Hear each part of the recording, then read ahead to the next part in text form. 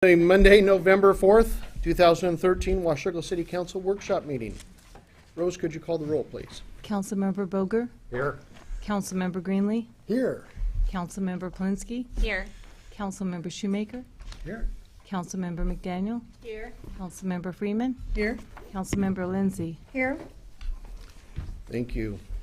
Are there any members of the public that would like to address council before we get started this evening?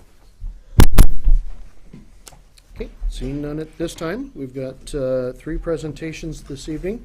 First one from the Children's Home Society, their annual update. Kathy, welcome. I think this is the first time you've been here. It is. Thank you very much for inviting us this evening. And I'll just start by introducing myself. I'm Kathy Garland, and I am currently serving as the interim community director for Children's Home Society of Washington in the Southwest region, we call it, which includes our services here in Washougal. Bridget McLeeman, who you've probably met in the past, moved on into some new adventures this summer, and so we are currently hiring a community director, and we'll hopefully have somebody on board by the first of the year.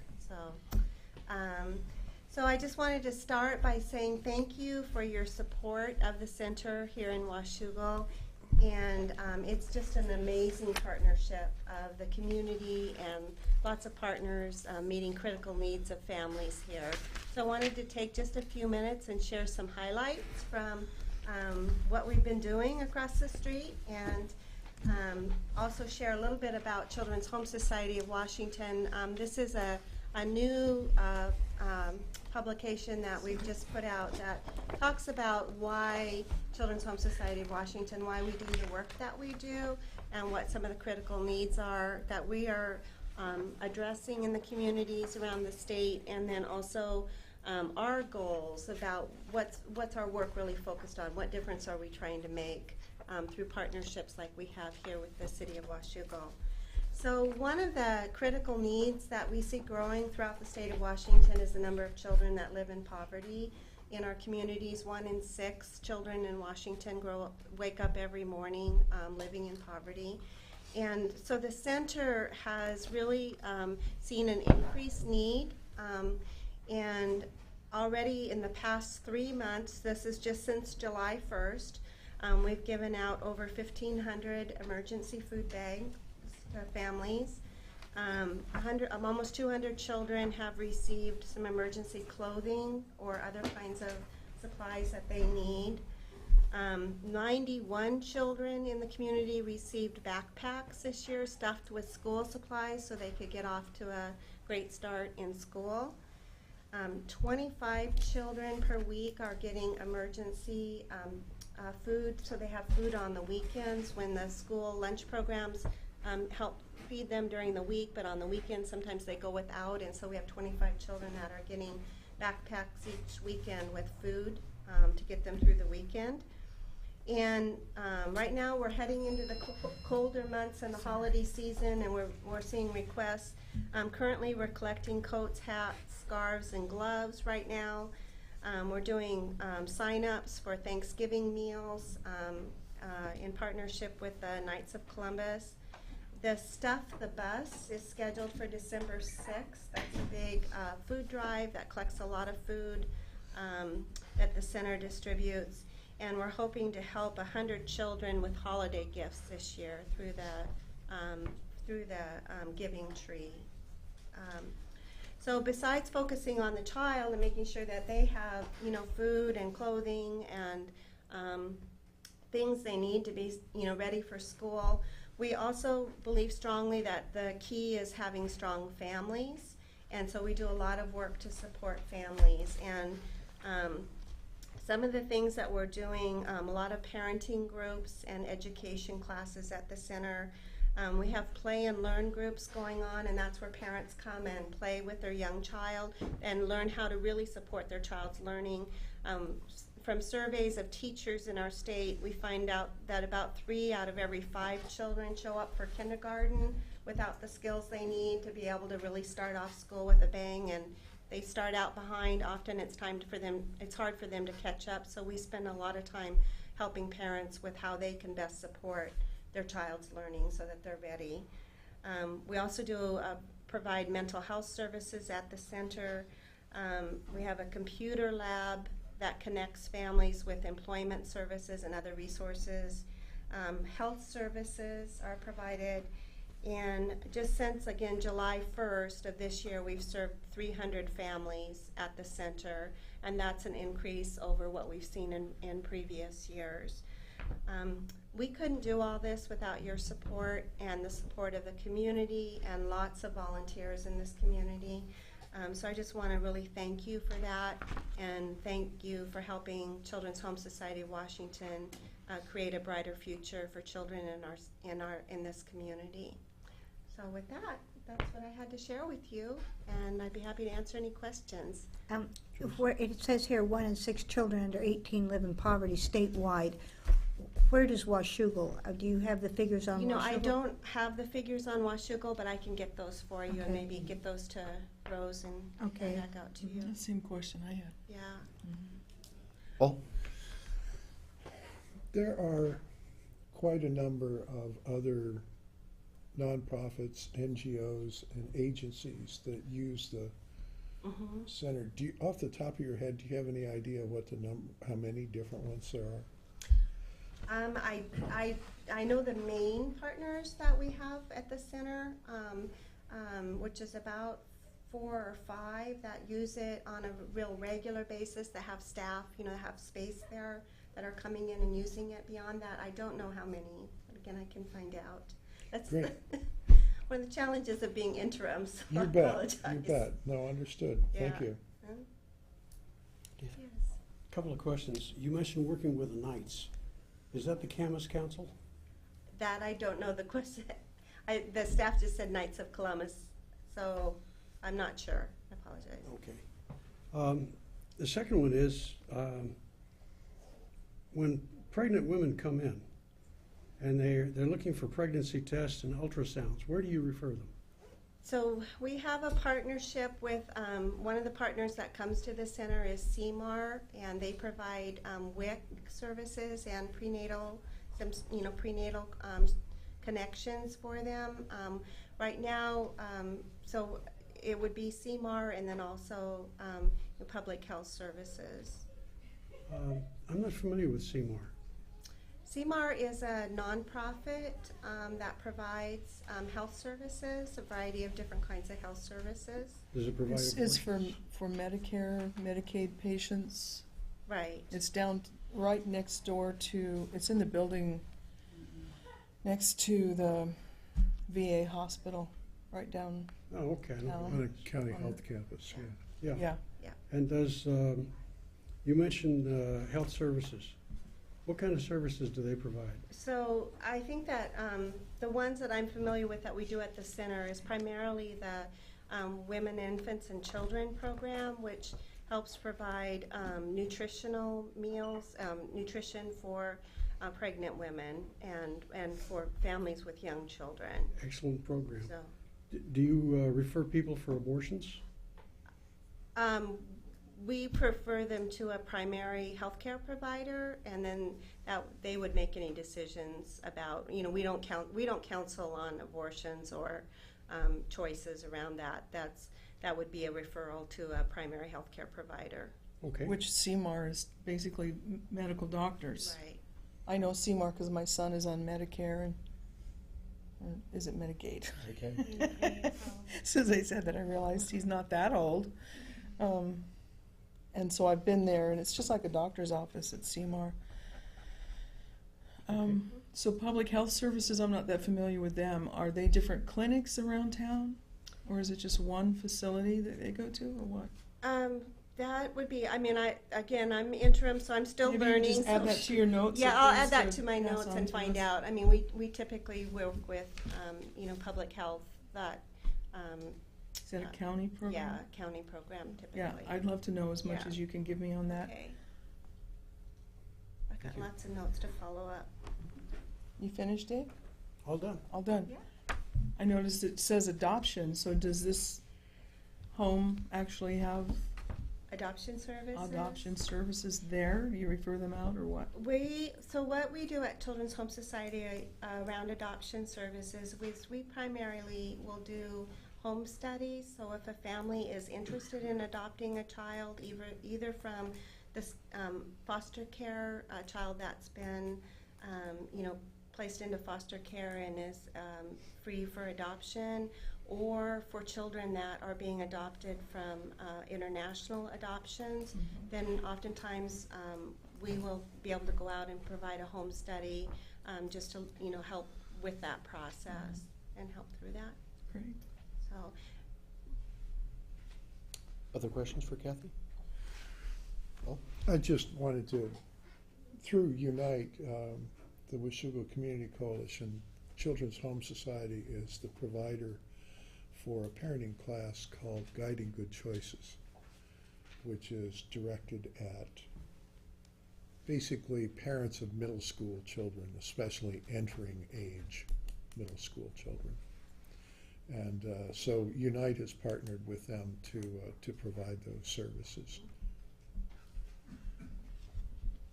okay. Other questions? No, again, thank you for your support. We really appreciate it. Kathy, thank you for being here tonight. Look One forward of to these the days, I'd follow-ups. like to come and take a tour. I've been in the building Uh-huh. as we do the Unite meetings there, but I've never actually met with anyone that works there. Oh, and that great. can Well, we'd love to. show me the ropes. Sure, just give us a call. We'd love to Okay. have you. Is your phone number on this brochure? My Not phone number likely. is not in this brochure, but I would be happy to get my card for you. And You want to just Yeah. give it to me now, or? If we can, I'd just as soon tag along. Yeah? sure.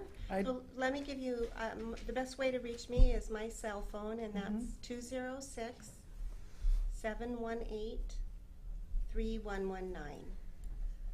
And you again, my- spell your name with a, with the C, C. Kathy. Yep.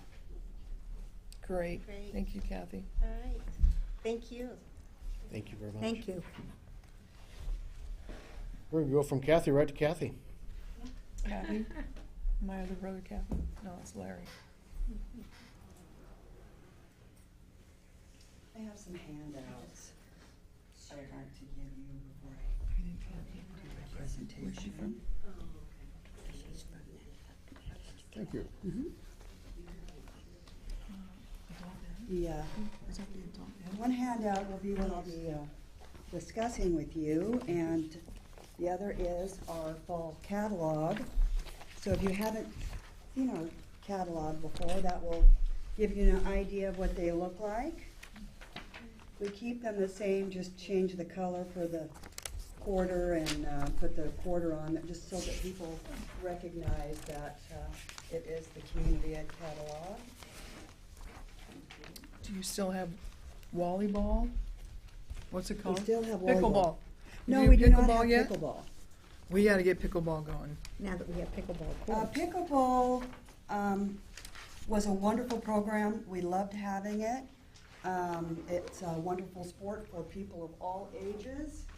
We found out, however, it does not work out very well in our gyms.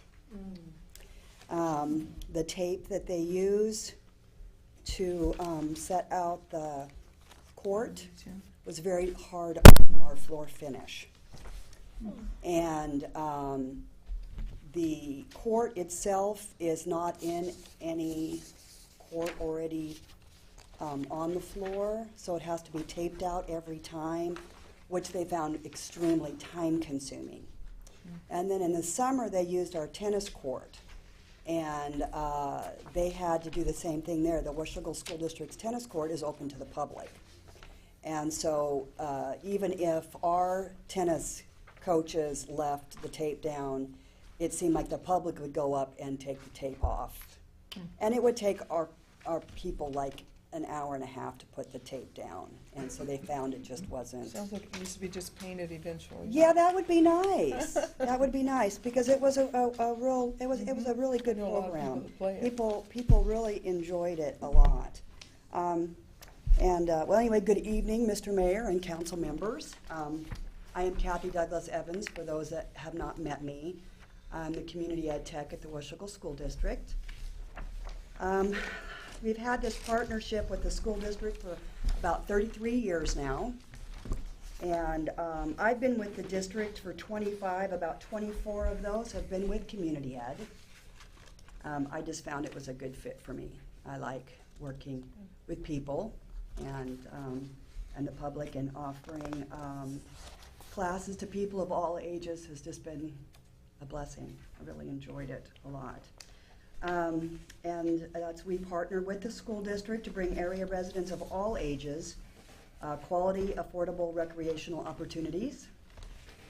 Your $5,000 annual contribution represents about, I'm just saying approximately 35 cents per student class hour, and I'll get that in my report here in a little bit of how I came to that. We also provide a link, or the city provides a link to the community education on their website, which is nice. I thank you for that. I really appreciate that. That was something a while back the mayor did for us, because we did not have that link. We had a link to the school district, but not to community ed. And not everybody realizes that community education is on the school district's website. They sometimes think we're our own entity and don't know how to find us. So that's been very helpful. We appreciate that. The Washougal School District contributes about $20,000 per year to our program. They provide the office space, the school facilities, as well as utilities to help minimize the class cost. They host our website and provide technical and computer support, provide administrative oversight and program management. Our overseer is the school district curriculum director, David Tudor, who's here with me.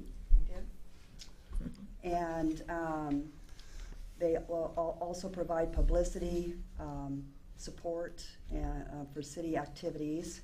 We help publicize some of your things. The library puts their information in our catalog. Also we provide a link to the website. So, the role of Washougal Community Education and Recreation is we provide high-quality community recreation courses for area citizens. We advertise classes, register students. We're responsible for all financial transactions related to accounting, manage logistics of scheduling and facility use, and search for new class opportunities and instructors. Our catalogs go out 4 times a year.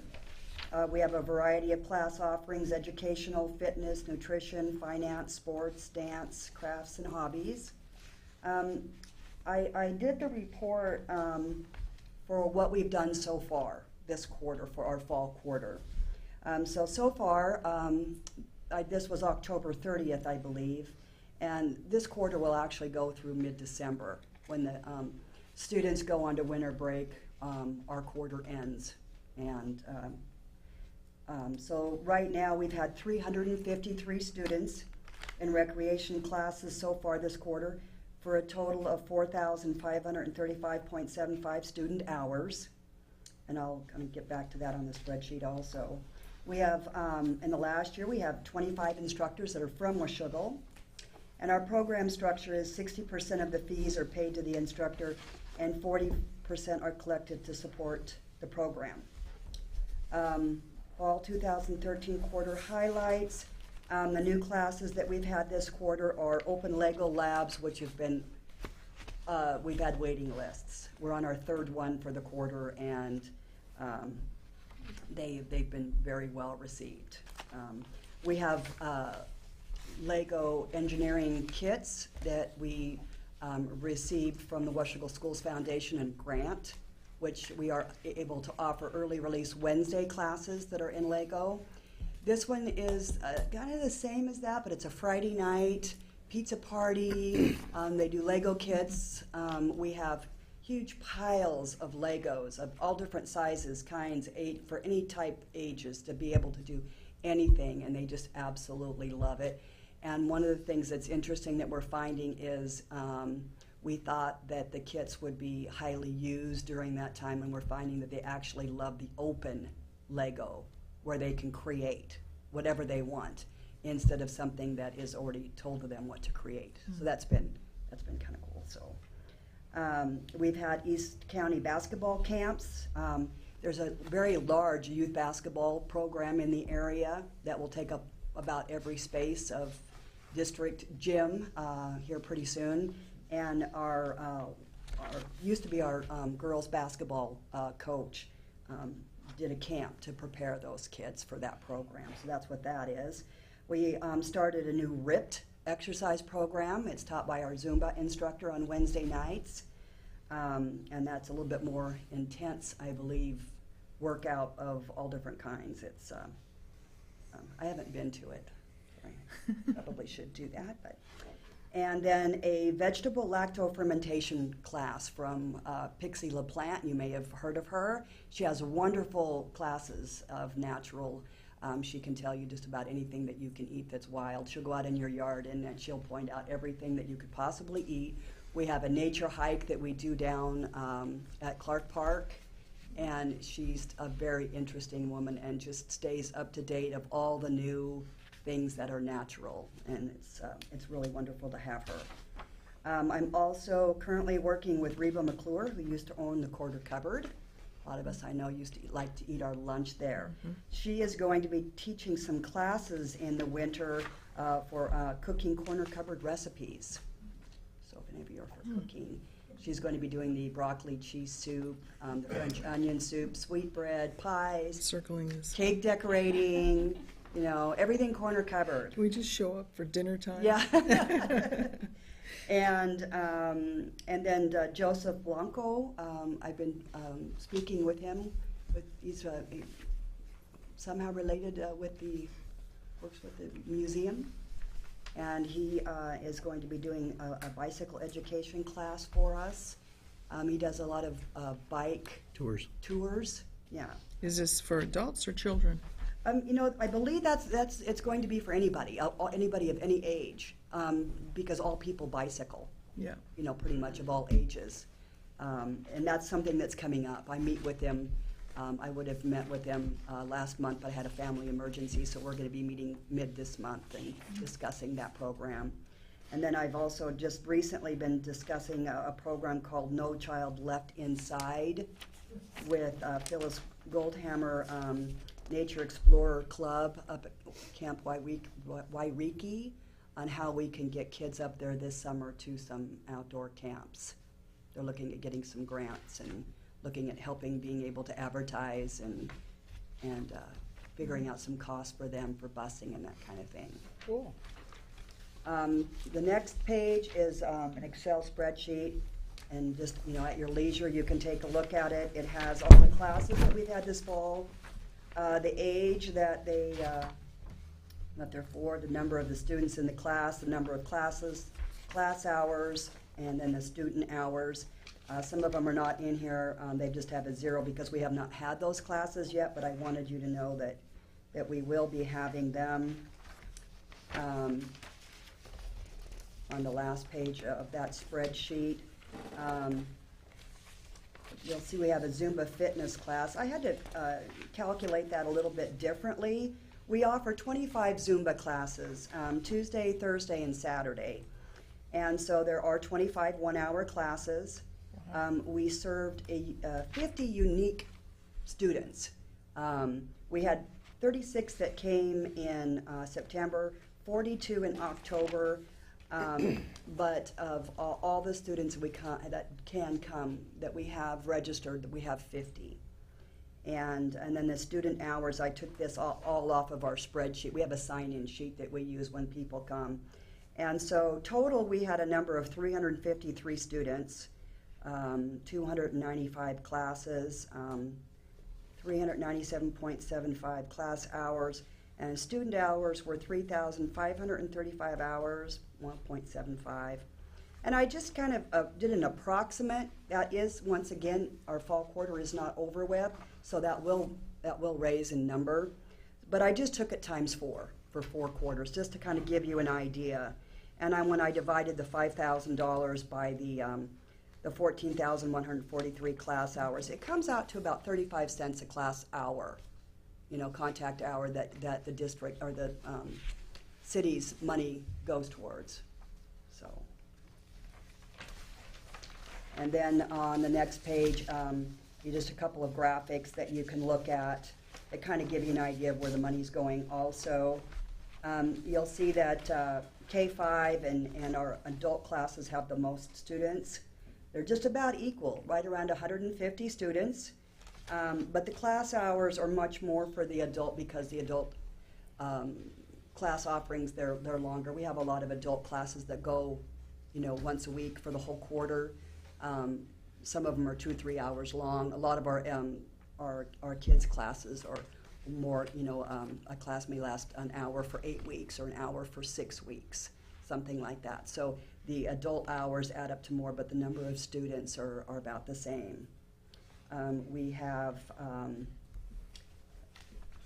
classes for under 4, our dance classes, our mini kicker classes, some of those things, little bitty guys. But that does not include the preschool that the district has. The district preschool is now a district program, and so I did not add that into the community education this time. And then the grades 6 through 8, we're always trying to raise that number. The junior high already has a lot of programs for the kids, and they're busy, and to try to get them involved in something outside has been kind of a struggle, but we keep trying. They're doing early release now at the middle school, and so we're trying to get some early release middle school programs going. Almost had something going this year, but my Spanish teacher, to try to get another language up there for the kids, was unable to do it this quarter. So that's something that we're still looking at. And so I think that's about it. One other thing that I had on my last update of this, and then when I printed it out, I must have printed out my old one.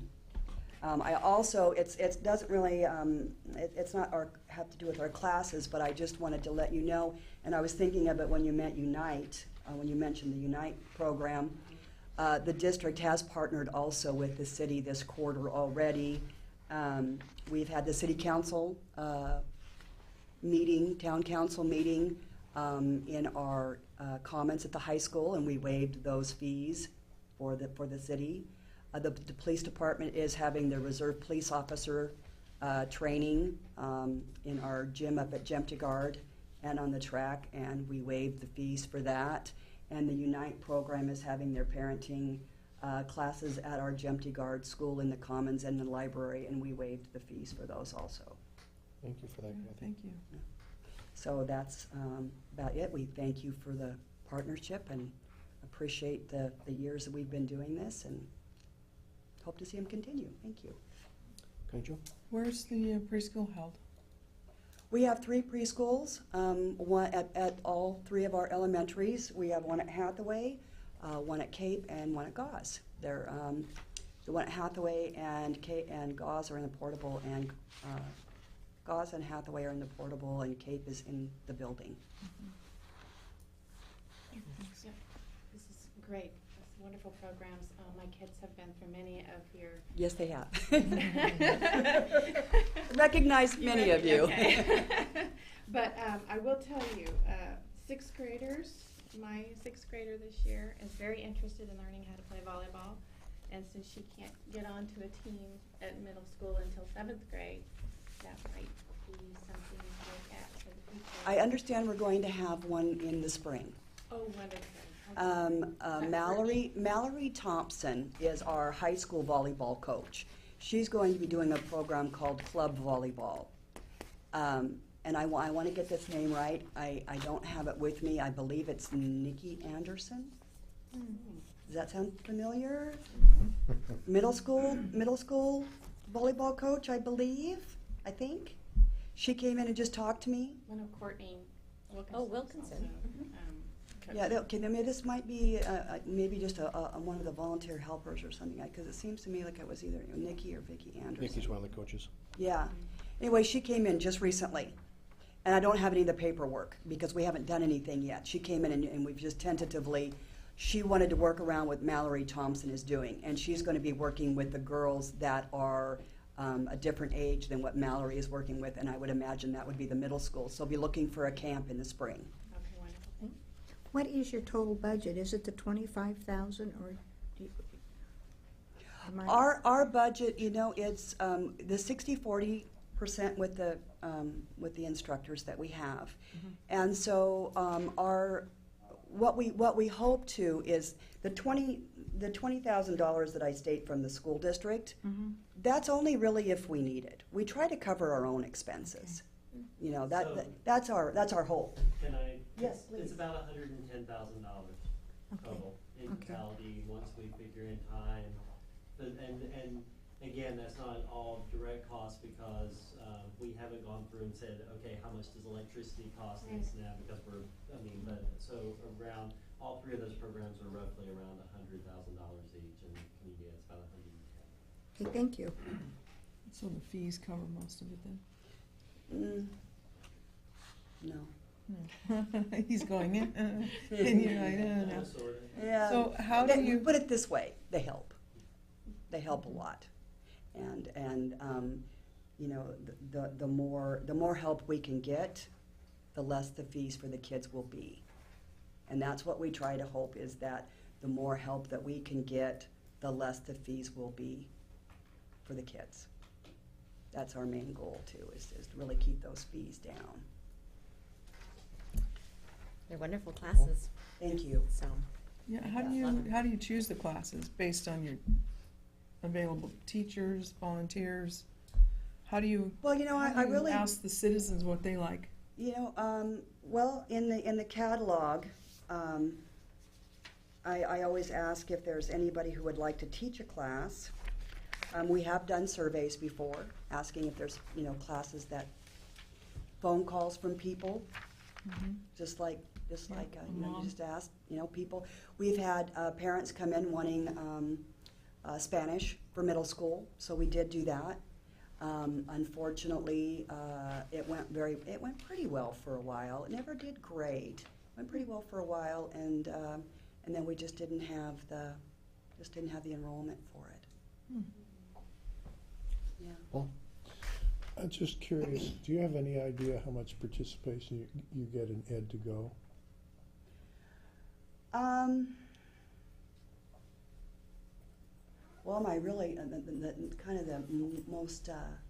the one I remember the most is just the one that was most recent, because she was from Egypt, Giza. And I was just like, oh my gosh, what is this? And I'm looking at it, and she's in Giza, Egypt, and she's taking a Washougal Community Education Ed to Go class. This is really cool. That's awesome. So, you know, it really shows you the you know, fingers of the internet going out there. But What is Ed to Go? Ed to Go are our online classes. If you're interested, on the second page, you'll see Education to Go. It'll give you the website. They have hundreds and hundreds of classes that you can take in about anything that you can think of. They're awesome. We have people who take them over and over and over again. They have career classes, just personal classes, you know, classes that you want to take to upgrade your skills for work. Classes that you want to learn how to be able to take care of your elderly parents. Just anything that you can think of, they have them. They're online. You can take them from anywhere. You can be on vacation. You can say, oh, they last 6 weeks. They start once a month. You can be anywhere. You can be on vacation for a week, and you can still take them. You know, they're very inexpensive. And I would say our enrollment probably goes to maybe 4 or 5 a month. I would love it to raise more. I would love to be able to have the time to get more information out to people. I admit I never took the classes, but the ones that I looked into actually were grant writing, and there were 5 different grant writing classes at varying levels. And also what I thought of as being basically sophomore level English and American literature classes, sophomore college level. Mm-hmm. other questions for Kathy? You still got Dave Cox teaching. I do. Very cool. I do. Yeah. I've been pushing him along. He's ready to probably retire any time, but Again, yeah, he's still with us. very So. cool. And on the bottom of the front page is my name, my phone number. If you find that you have any questions while looking over this or anything you think of after this, just give me a call. Kathy, thank you very much. Thank you. Thank you. Not that tough. Mr. Dennis, come on up.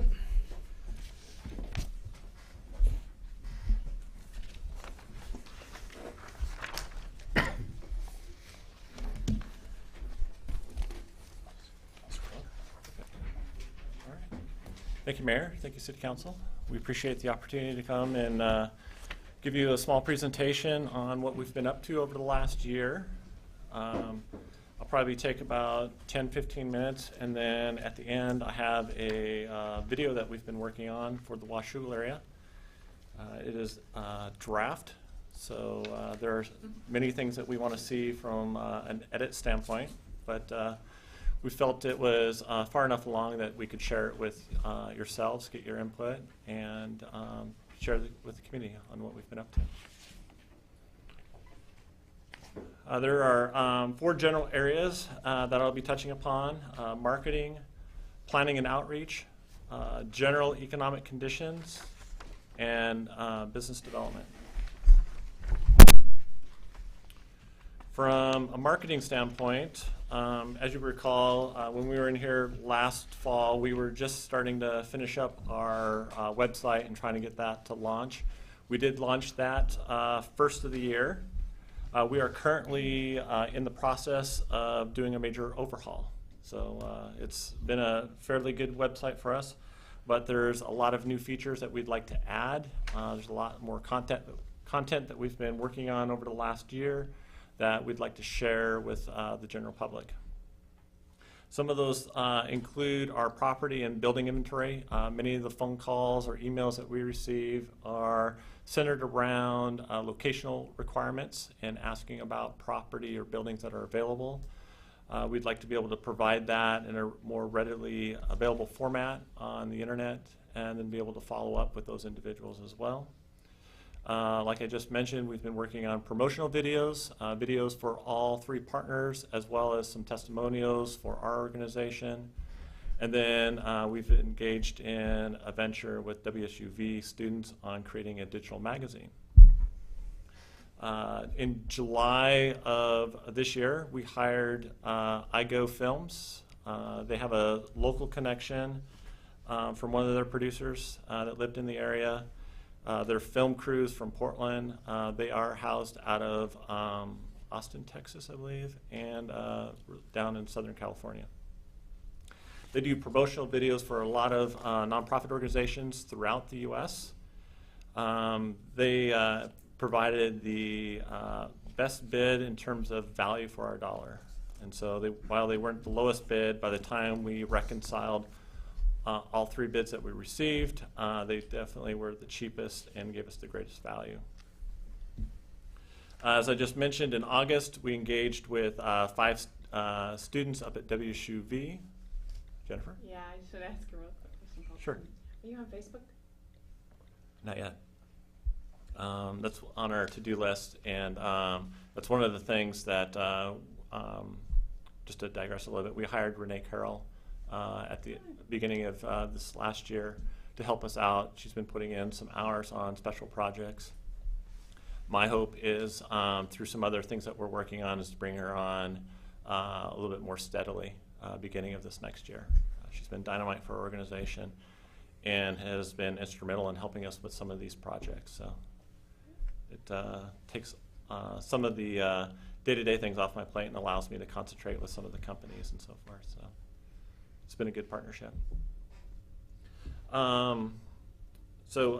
We've engaged with 5 students. They're in the process right now of creating our digital magazine. What that will do is highlight what we have to offer in the area. We are working with the Camas and Washougal schools, so we want to educate those that are not here on our K-12 and the quality of our K-12 education, what each district has to offer, as well as WSUV, what it has to offer, both cities and the port. We have testimonials from about 8 different companies that we've worked with. This will be a multimedia magazine, so it's not just text and still pictures, it actually has video content. And at some point in a later iteration, we hope to add in 3D models and stuff like that. So we haven't decided how often we'll update this, so forth, but we figure this is a good venture. There's no one else doing it around the country. A lot of them have just tons of PDFs on their websites. It's not really user-friendly, and so we're very excited about this project. It's very inexpensive for our organization as well, because we're just deferring the tuition of 5 students. So total cost of this project to our organization will be $10,000, which is considerably less than if we went to go ask someone to do it for us. We're probably spending at least a third, if not a fourth, of what it would cost if we went out and hired a consultant to do it. Plus the kids get great education, and it's a great partnership for us. Real So. world. Absolutely. We're continuing to nurture our partnerships with regional brokers and associations, drawing visibility to the Camas-Washougal area. We have a partnership with CRDC. Many times we have clients, and we try to meet on a regular basis so we don't trip over one another. Make sure that we understand what each of us have told the client, so we're not setting false expectations. But also, if there's incentives that either one of us don't know about, that we can bring those to light as well to help lure the clients here. Innovate Washington, they've helped us in-state with some, actually locally with some companies that have needed help, but they've also helped us with companies that are looking to locate here as well. Southwest Washington Workforce Development Council. They provide workforce assistance, grants, workforce development training.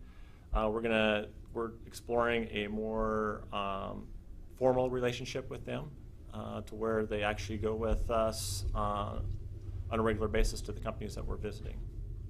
And if you don't know this, workforce development grants are handed out on a regional basis. Clark County gets an allocation, and they're responsible for deciding who gets those grant allocations. So we want to try to have a more formalized relationship with them to help the companies here in the Camas-Washougal area. And then, of course, we work with our chamber. I'll be at the Rotary, I think it's the 21st of this month, at one of their 7 a.m. meetings to give them an update on what we're working on.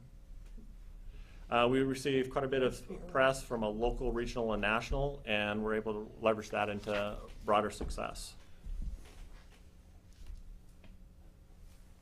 You can see we're doing a lot on the marketing side. Planning and outreach, we try to work with both cities in terms of looking at land use and incentive programs. Also working with the state. We have a major employer in the area that there were some state incentives that were about to sunset, and so we made sure we worked with the governor's office to make sure those incentives did not sunset. It would have put us at a significant disadvantage with other areas around the U.S.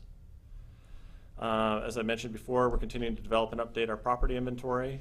We have a unique partnership now with the City of Vancouver on their Innovation Partnership Zone. It is a partnership, a formalized partnership between our organization, Clark College, WSUV, CRDC, City of Camas, City of Vancouver.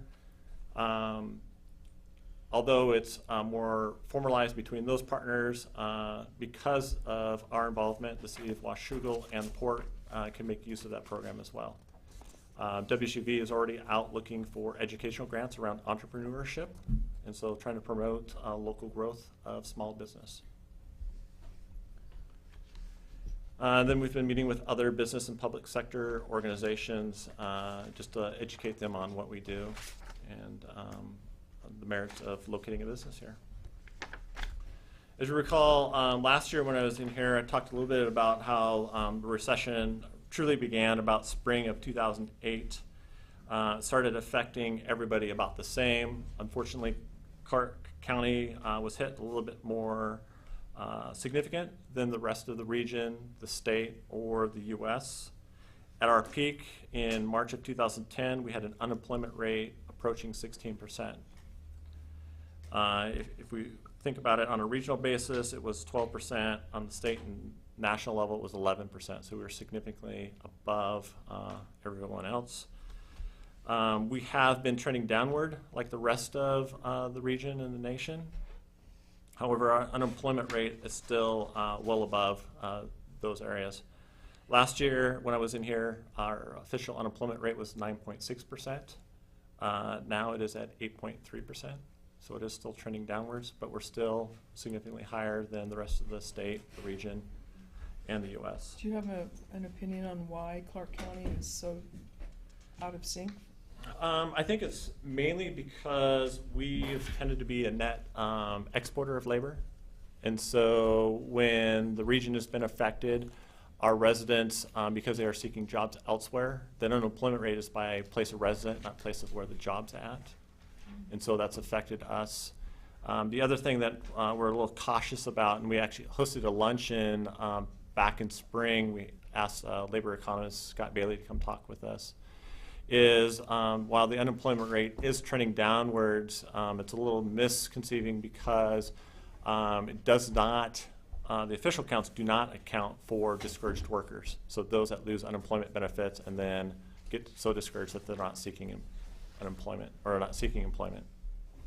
I don't know what you mean by workers. What was the phrase? Discouraged? No, when your first comment was workers out of the area? Yeah, exporting workers. Exporting workers. You mean like they work in Portland? Work in Portland, Portland Airport, over in the Lloyd District, downtown. Yeah, my husband works in Tigard. Oh yeah, I've got friends that actually go all the way out to Hillsborough. And I know others that commute, and they're just home on weekends. They're commuting outside of the Washington, Oregon area. And I've had many friends that have actually moved back to Tennessee and other areas just because that's where their jobs have landed them. So while the unemployment rate is trending downwards, you got to take that a little bit with a grain of salt because there is the discouraged worker and workers that have actually had to leave the area to find employment. So it's a little misleading that if you just took at it as face value, it'd be misleading to think that, yeah, we've reduced our unemployment rate in half. That's probably not the case.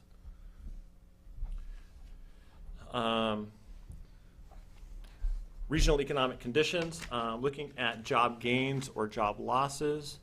When we look at the Great Recession, when that occurred, latter part of 07, really spring of 08, going into 2009, the region in Clark County lost overnight 6% of its job base. If you look at it in terms of total jobs lost for Clark County, it was just about 8,400. For the region, it was 66,000 jobs. What's the region? The region would be Portland, Vancouver, Hillsborough. So it'd be, if you're looking at it from a county standpoint, it'd be Yamhill, Clackamas, Washington, Multnomah, Clark. Yeah, it was the MSA. Yeah, so it wouldn't include Salem. I left them out. If you go to the CMSA, from a technical standpoint, then you would include Salem. So how does that relate to our share of the population of the?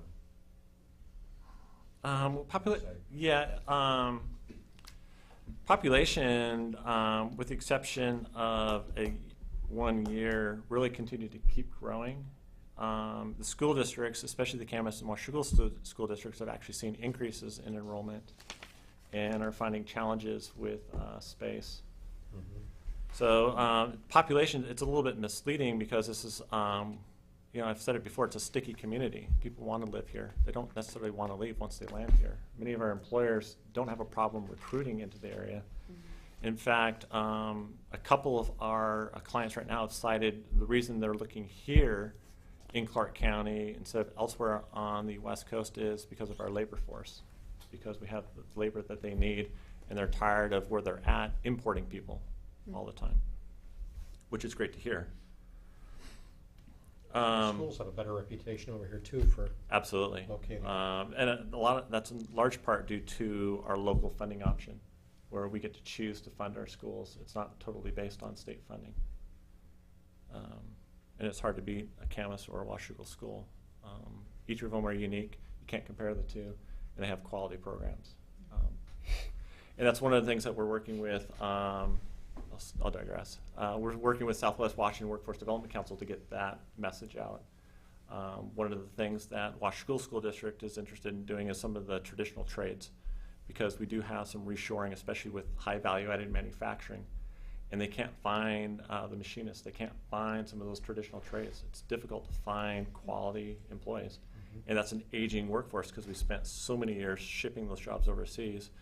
You know, when you look at like the average age of the chemist mill, which tended to feed those types of occupations, you know, the average age is what, 54, 55? It's getting pretty close to retirement. And, you know, who's going to fall in behind? So It's really old. not so much anymore. Well, particularly From Camas Mill, they offer internships for. They do. And in talking with Charlie Bishop, he's actually, he used to be a net exporter of his workforce to the mill, and he actually is more of an importer now. So he's actually has hired people. So he benefits greatly. Looking at the last 3 years, you know, the region has added about 80% of those job losses back. Clark County still has been slower to add jobs back. They've added about 70% of the jobs that were lost during the Great Recession. So the trend's in the right direction. We are adding jobs back, but it's not at a clip where we can really see substantial changes in unemployment and those that are on state assistance or public assistance. I know I've talked with many major retailers, and it's pretty phenomenal the amount of sales they do in the first week of a month, and it's all because of state assistance. Dave? The jobs that we're adding back compared to the jobs that we lost, are they the same types of jobs, or are we seeing diminishing of family wage jobs? You know, it's definitely not a diminishing of family wage jobs, but it is, they are different jobs. And why I say that is if you look at how jobs were lost, say out in the port of Camas Washougal, that's a different type of job than what was added out at Fisher Campus in Camas. And you know, when you look at the two, you're losing jobs that are more blue collar oriented, and you're gaining more white collar type jobs. So they're not the same per se. Are we having to import new hordes of workers to satisfy this new requirement? You know, they most of the companies that transfer in from outside the area bring a core set of individuals to help run their organization here, but they are doing quite a bit of local hiring. Can we meet their requirements? In most cases, we can. We do have some employers that still have to recruit nationally. They just, because of the nature of the jobs that they're trying to recruit and the skill sets, they've tapped out, for the most part, our labor force here. Have we been able to retrain people who lost the jobs? There have been retraining, and that's there have been grants, especially early on in the recession. If you hired a dislocated worker, you could get up to 3 months of those wages reimbursed through state and federal assistance. Some of those programs are starting to go away, but there are still many workforce development grants out there for training. So do we have any statistics on the level of displaced workers that we've hired? We could try to, I don't per se, but we could, through our partner at Southwest Washington Workforce Development Council, we could see what they have. I think that would be an interesting issue because we're displacing people out of one type of job and bringing in new people into another type of job. And the displaced workers, some of them are getting hired because they're retrained, and my assumption is that most of them are not. It's a mixed bag, because I know early on in the recession, there was a major high-tech company in Clark County that was hiring dislocated mill workers. But that's not every dislocated mill worker was hired on here locally. So They were doing it for manufacturing, right? Centered around manufacturing, operational, yeah. I'm sorry, Joyce, go ahead. It's all right. How is Clark County, the school, responding to this training? Is that making a difference in the retraining programs they have? Washougal schools? No, Clark County. Clark College? The Like Clark college. College? You know, for the workers that that have decided to go back, to school to get retrained. I've had personal friends that were engineers that lost their jobs, and they were able to go back and retrain and then find other jobs. Many of them did not find jobs in Clark County. They found jobs across the river. So they had to be willing to commute to Tigard or to Hillsborough or to other areas of the metro area. I have a question. Are you Mm-hmm. you good with this pause here from your I am. I can multitask. multitask? You've been trying to make those notes for a while there. That's I all noticed. right. I just want to make sure I respond back to Dave. Yeah, I appreciate it. Well, I bring this up all the time. I have a 23-year-old son with some learning challenges. He's very high functioning. He's just learns a little slower than the average bear. There's no jobs here for him. I realize that there's a lot of adults that function normally that would work in the jobs that he would normally fill. And plus I drive school bus, I drive for Camus, Right. and I drive special ed. There's so many kids in the young adults, I call them kids, because he's my kid, young adults in that place that are very high functioning, very capable. Right. They just have There's just not enough Jack in the Boxes and Taco Bells to go around, so any of these manufacturing companies, any of these types of businesses that are local here that are interested in working with young people that are slightly disabled.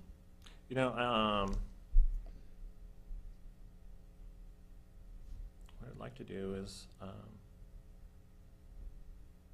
talk to Jeannie Bennett over at Southwest Washington Workforce Development Council, because I know there are some programs, but you're right, because of the high unemployment, it's really been employers, can't say it's employers' paradise, but they've really been able to pick and choose and increase the requirements of the type of worker that they're hiring. Yeah, it's That's tough at time the to be a young adult. It's at the disadvantage of those that don't have a 4-year college education or might have some type of learning disability. If you really start to break it down into, I hate breaking people down into classes, but if you break them down into categories and classes, those that don't have that high of an education or are the young 20-somethings, there is a significant worry within labor force developers that might be a generation that gets left behind because of this Great Recession. That is a prominent worry across the nation. Because his friends aren't learning disabled and they're just as bad off as he is. Absolutely. There was a statistic early on in the recession where the unemployment rate, while the general unemployment rate in the nation might have been 10%, it was 20 to 25% in some of those populations. Mm-hmm. They were basically dislocated out of a job. Yeah. Excuse me, if I might add to that, 15% kids 16 to 24 in this country are not in school and they're not employed. 15%. So It's a big number. when you look at some of these numbers, and they're pretty frightening. Yeah. It's like Yeah, my 1 in son calls 7, right 1 in now. 6 kids. I mean, that's a big number. So it's a huge concern, because if we don't add jobs or have effective programs for those kids, they truly could be a lost generation. And no one publicly has brought that to light yet, but Well, you train work ethics into your children, and then there's no jobs for them, so they're content just to play video games. Yeah, okay, I'll just do this. right? This is cool. No. Not really. No, not really. Let's see if we can get Paul through the rest of the presentation. We're coming up on just 30 minutes left. So. Mhm. And not all yours, I might add. All right, I can go a little bit quick. Through Scott Bailey, we are able to look at, for both cities, what are the jobs that are located in both cities. And we know, based on the information he's provided us, that Washougal was hit the hardest during this recession. I said that last year. You lost 16% of your job base overnight. That compares to 6% regionally, 6% nationally. That's a huge hit. That was a loss of almost 500 jobs just gone overnight, which is huge for a community like this. So you're saying people that live in Washougal, The jobs in Talking about Washougal, jobs in in Washougal, Okay. you lost 16% Okay. overnight. Camus was right on with the state. And the region, in terms of job losses, in terms of percentage, they lost about 360 jobs. Most of those jobs were in the 2008-2009 time period, but they quickly added jobs back. That's in part because, as I mentioned before, Fisher investment doesn't take long. At the end of 2012, Camas had made up every job that it had lost. So it's coming out of the recession quicker, but a lot of that was due to employers that were already making investments into that community before the recession hit. They'd already made that locational choice. Washougal has added back 27% of the job losses, but once you adjust for the fact that you lost nearly 3 times as many jobs, and you've only put back a third, you had a huge hole to fill in.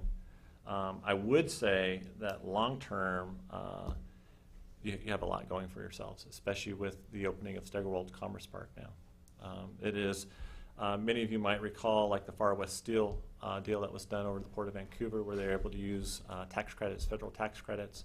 The Port of Camas-Washougal is the only area in our community that you can do new market tax credits. That can be up to a 20% savings on your capital investment. And you take that in consideration with the port being successful in getting grants, so you can buy into that development much cheaper than you can elsewhere. There's a lot of things that Those can be done aren't up easy to there. get, though. They're not easy to get, and it takes someone that knows what they're doing to do that. That's one of the areas that we're exploring, is finding a new market tax credit expert. I forgot to look that up for you, Paul. That's all right. Sorry. No, that's all right. I've got some names. It's just Okay. it is a busy time in the business world, which is great. That's great to hear.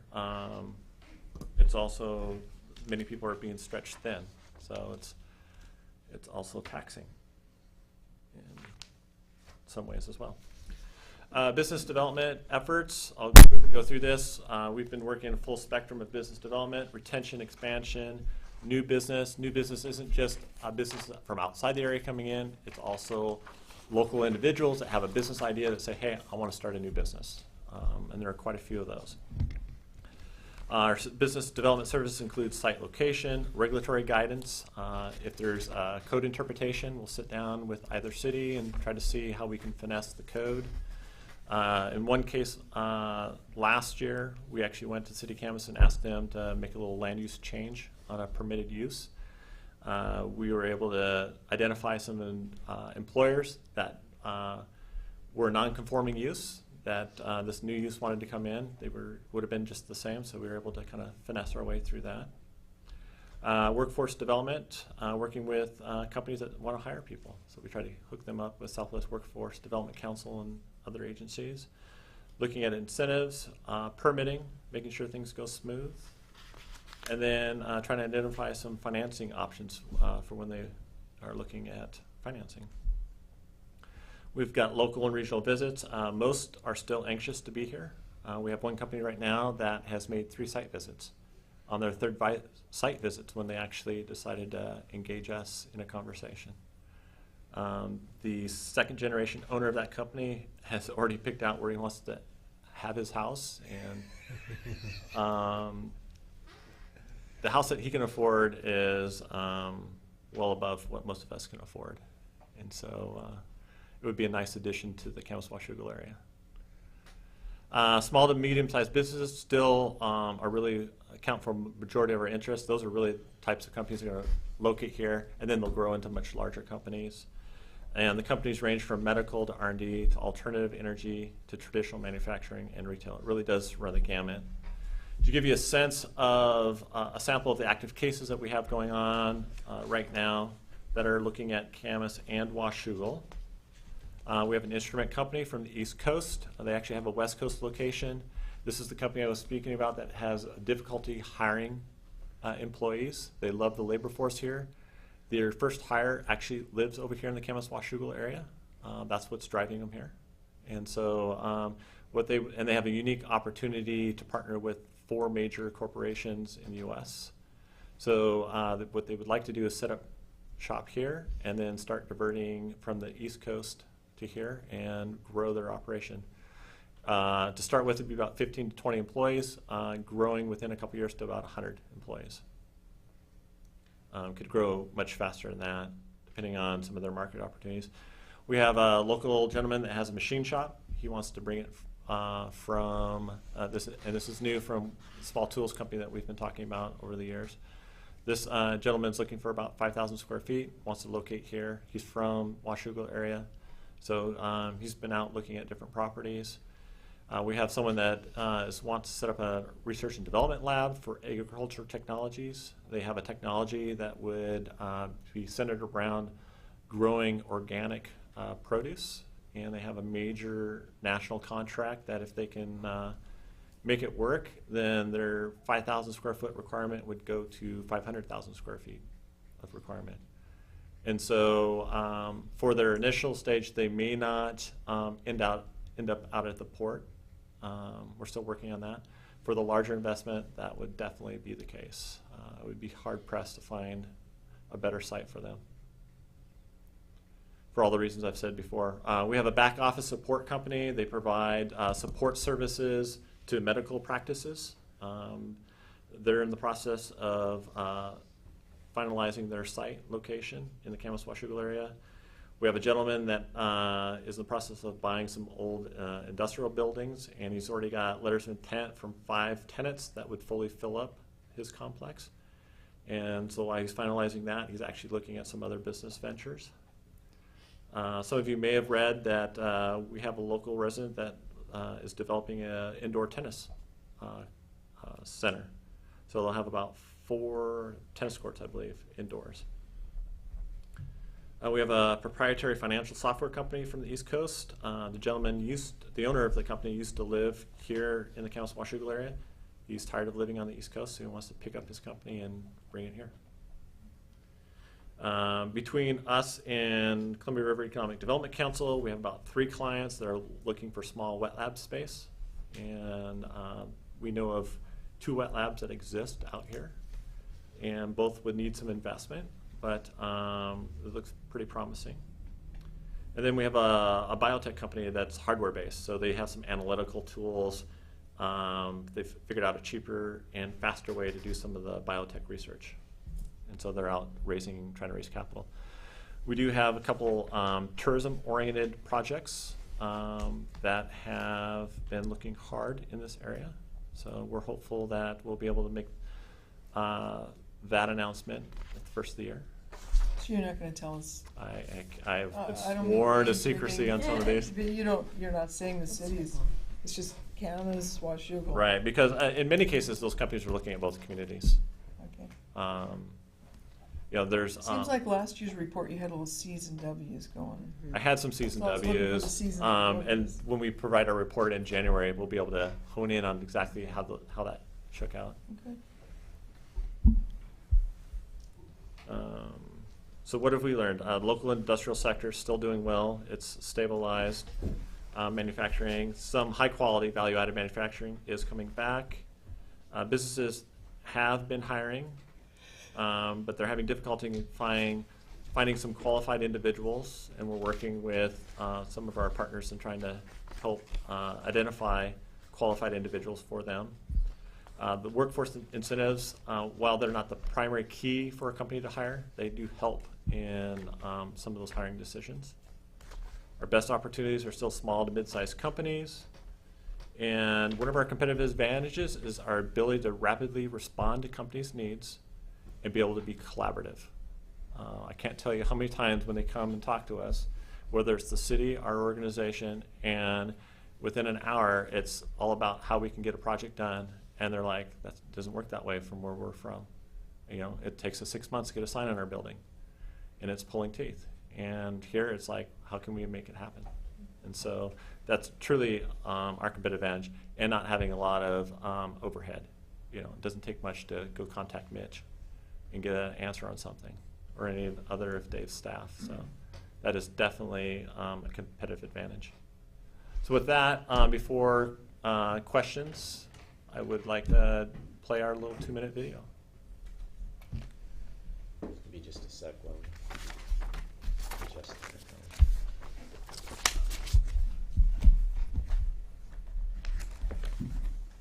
John Finke, National Development Council. We got a Seattle office. Finke. I'll try to track down the contact for her. Okay. Just popped into my head. Just a curiosity, do we find any value in Greater Portland Inc. or the former Greenlight? You know, they've reached out to us, but it's been more to utilize our success to help promote their endeavors. You know, we're busy enough as is that, you know, we do have those partnerships. So if there's someone that's looking at a region, we will definitely partner and collaborate with them. But No, I was just curious whether it had been useful for us as opposed to them. not as nearly as much as CRDC and that linkage with the state in terms of some of the larger contacts. Thank you. Yep. If you have comments on this video, feel free to email us. In a couple of days, we will be meeting with our film company so that they can provide us by the middle of this month all the final videos. So they were out this last Friday. Do you have professional actors? No. Local people? All local. We're going to see you here? Let's go.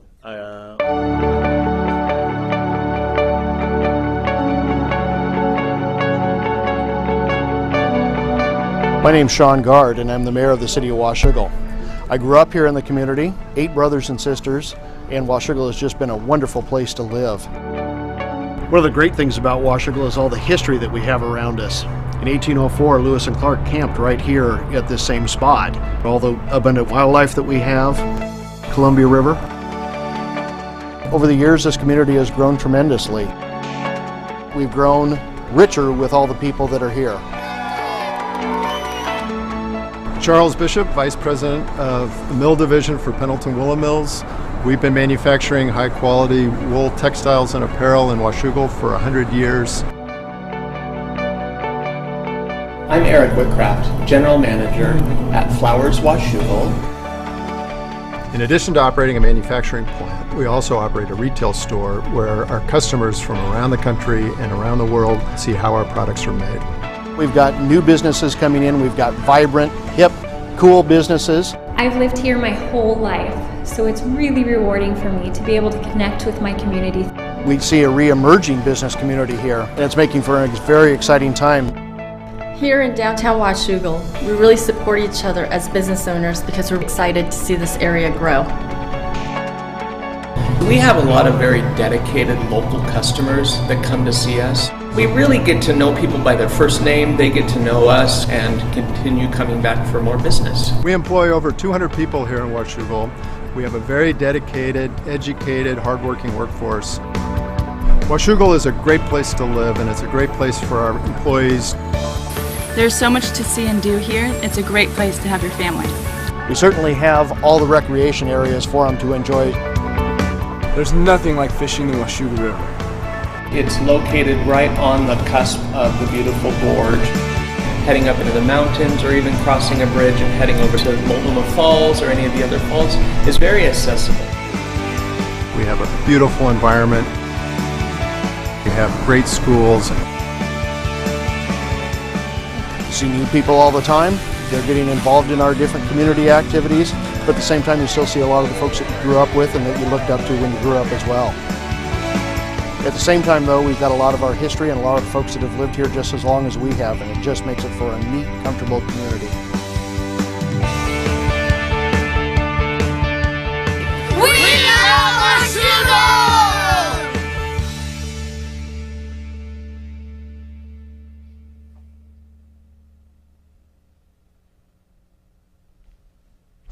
So that's our first cut at doing a promotional video. We are going to do some editing. There's a lot of technical things that we want to change about this video. There's some rearranging of some of the shots and stuff so far. So they'll have to go back into the editing room. But kind of dropped that guy in the flower shop pretty quickly. Yeah, and then speaking of that, you start with Charlie. You have the flower shop. Then you go back to Charlie, Yeah. and Yeah, so that's what I was one of the things I get from a lot of individuals that we circulate internally, but if they don't know Washougal, then they think the flower shop's inside Pendleton Willow Mills. So there's some sequencing of things, and Dave was great to provide me some input last Friday So when we talk with our film company here in a couple of days, we're going to try to provide them as many comments as possible so that we can try to really hone in on what video we want for Washougal. We've looked at the port, and we've provided them some comments on that, and then same with Camas, and then we're honing in on our 4th video. So we're hopeful by November 15th we'll have all that completed. They'll need it completed for our digital magazine, so we've told them that's a hard date in terms of getting all of our stuff finalized.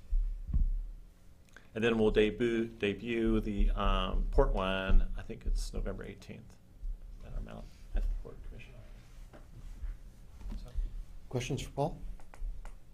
Who wrote the script? Is it it was totally organic. It was a matter of Renee did a great job of assisting in making sure that we had people out at the fishermen out on Washougal, out on the boat and so forth. So it was really organic. It wasn't really a script that we pre-wrote and said you must say this or anything like that. It was really just trying to get stuff that was heartfelt from folks to try to make it really genuine for Washougal or genuine for the port or the city of Camas. We really wanted to make sure that we're true to ourselves, and so when we have the final edits, we want to make sure that they're very representative of each of the communities. You didn't show any rain. That was on purpose. We had a fairly narrow window for filming. Last Friday when they were out here, we still, in that window of good weather, they were able to capture some more shots. So it's great. I think we have a lot to offer, and I've said it before, we have a lot to offer together. And I think we've proven that. So if you have other questions, feel free to email. That's you're more than welcome to that. You can call, you can text. We'll try to respond in a timely fashion. See you in January. You will see us in January, definitely. Paul, thank you. All right. Jeanette. Resolution for AWC for self-funded health care programs. Thank you. I think Councilmember Greenlee has already represented this, being a member of the Board of Trustees at AWC. So I'm just going to say a few words, and then there's a video. Carol Wilmus, who's the benefits manager for the AWC Trust, did a 5-minute video. And so that, I think it explains it really well. But just a brief introduction. AWC Board of Trustees instructed staff at AWC and their consultants to proceed with self-insurance application to the state risk manager in July of this year, and that was approved in August. They've been talking about this a couple of years, and finally this year made that decision to go forward with self-insurance. According to state law, each member must approve by resolution an interlocal agreement authorizing the city of Washougal to participate in the self-insurance healthcare program. And so this action must be taken with the documents signed and forwarded to the trust by November 15th. If we don't do that, we don't have medical insurance, basically, certainly through the trust, and that this would include our Regents medical, dental, and vision coverage. And as you've seen in the material that was in your Dropbox, we're looking at a 0% increase for those plans for 2014, which is wonderful. Some of the pros, cost savings for self-insurance, eliminate several of the taxes that put on for fully funded plans, a reduction in other fees, focus on AWC's trend line, which actually for increases in medical coverage has been less than what other carriers have seen in general. And as I mentioned before, the 0% increase in our plans, medical, dental, and vision plans through AWC for 2014. So with that, can you show the video? Dave? Does this program include some sort of coverage for catastrophic events? Yeah, they have a stop loss requirement. So its insurance coverage should incur up to $1.5 million in a particular case. So I think it's like $900,000 that they pay for that insurance should they have a situation that gets to that level. Yeah. So what's our obligation up to what? Would be a $1.5 million case. Across the pool. It's our premium. Oh, our pool. Maybe I'm not understanding the question. I'm looking at an individual case. Okay. Somebody comes down with AIDS. The average Right. cost of treating an AIDS patient is about $500,000. Right. How much of that are we responsible for? We would be responsible, my understanding, correct me if I'm wrong, Paul, but 1.5 million, I think we'd be looking before the stop loss would kick in. But the stop loss is actually within the trust. There's no, the city doesn't really have a Just the liability premium. to that. Right. We're part of a pool, so yeah. Yeah. Of all the cities, yeah. No, all of that liability lies within the trust. I worked for a college that had 10 cases in 1 year in the 90s. Now, It devastated their finances. Yeah, the catastrophe that we were frankly worried about was a volcanic eruption or an earthquake or those kinds of things. Mayor, is there like an excess carrier? Or that, Essentially, yeah, it's not called that, but yeah, essentially it's an excess liability policy.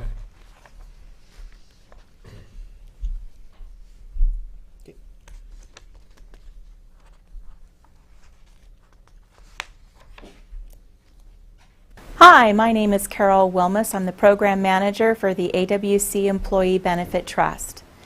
This video is intended to educate our members about the AWC Employee Benefit Trust Board of Trustee decision recently to self-insure. Following the long-range strategic planning retreat in 2011, staffing and consultants through 2012 prepared for conversations that would occur at the Board of Trustee level in 2013. The Board of Trustees met 3 times in 2013, leading to their ultimate decision on July 26 to self-insure. The board weighed the pros and cons that were analyzed with our consultant, Aon Hewitt. Many of the compelling reasons to go self-insured were saving the members a considerable amount of money in premiums. It amounted to about $20 million, which is the difference between a 12% rate of increase had we remained fully insured or a 0% rate of increase by going self-insured. Not only was there savings today, but there will be savings for years to come, lowering the trend from 10% to 7%. All of this financial savings came with little transition to our membership, the employers and the employees. For employers, the members remain with a large self-insured member claims pool. So each entity will not be insured in of itself. It will still remain a part of a very large claims pool.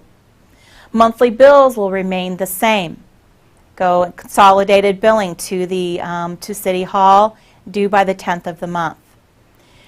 One large requirement by the employers in order to move to self-insurance is the adoption by resolution of an interlocal agreement. That interlocal agreement is required by November 15 in order to submit to the State Risk Manager's office by January 1. Equally important to the Board of Trustees, aside from the impact to employers, is little to no impact to the insured employees and their family members. The same benefit plans that you've enjoyed today will continue to be enjoyed in 2014. The Affordable Care Act has mandates that will impact plan designs in 2014. They would have impacted us whether we were fully insured or self-insured. We're going to continue to work with the same provider networks at Regions Blue Shield, Assurus Northwest Health, Washington Dental Service, and Vision Service Plan. Our claims will be processed by those same carriers, just as they always have. And explanation of benefits processing will continue to receive from their carriers. The only impact to employees is possibly a new ID card with Regions Blue Shield and Assurus Northwest Health. The rates for 2014 will be a 0% rate increase for all medical, dental, and vision programs. 0% rate adjustment for life and long-term disability and the Employee Assistance Program. We'll see a 4% rate reduction for employers who have taken advantage of the Left One Retiree Medicare Advantage Plan. We'll be rolling out a new Medicare Advantage plan for all retirees effective January 1, 2014. By way of background of the Employee Benefit Trust, it's good to remind ourselves what each of you are a part of. The Association of Washington Cities provides the Employee Benefit Trust as a member service to all cities and towns and special purpose districts. This is a member-driven pool. Decisions are made by an elected Board of Trustees. They are 8 individuals, mayors and council members. Advising them on benefit plan design is our elected group of 15, the Employee Benefits Advisory Committee. The Employee Benefit Trust is a large pool. Currently, we contain 275 members. We insure 16,000 employees and 36,000 with their family members. For more information about the Board of Trustees' decision to self-insure, please feel free to go to our website. On our website, you will find a fact sheet of frequently asked questions, as well as contact information for staff. At any time, if you have questions, please feel free to call the AWC Trust staff of Heidi, Darla, Bev, Luann, or myself. We're available by phone or by email.